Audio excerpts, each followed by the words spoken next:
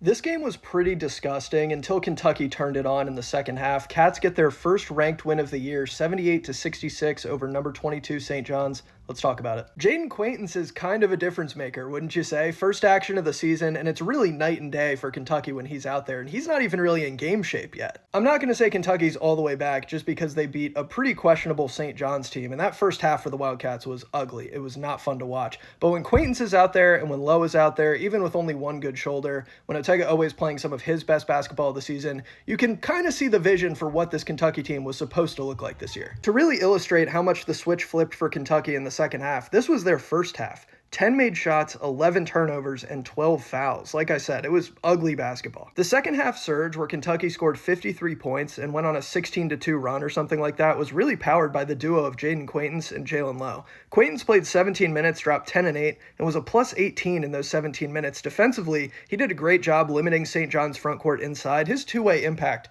really jumped off the screen. And then Jalen Lowe got hurt very early in the game, came back for the second half, only played 14 minutes, but was a plus 20 in those 14 minutes, dropped 13, 3 and 3. He had a really great game as well. Both Quaintance and Lowe shot 71% from the field. And again, I'm not going to say Kentucky's all the way back because that first half was pretty bad, but when those two are on the floor together, it makes all the difference for the Wildcats because that was supposed to be what the team was the whole time. Otega Oweh, 20 points, 5 rebounds, only shot 35% from the field, but a lot of things open up for him when you have Quaintance and Lowe cooking like that. Malachi Moreno had a nice game, 8 points, 9 boards, and when Quaintance really gets up to speed, that's going to be huge for a guy like Moreno who can then slide into a role that's maybe more suitable for him. Also, Kentucky won't have to fully rely on guys like Garrison or Diabate, which was kind of the problem before, or at least part of it. And then Cam Williams, 11 points, hit a couple threes. He's coming along. As for St. John's, they just don't look that good right now. 33% from the field, 26% from 3. Zuby Ejiofor was a minus 15, shot 27% from the field.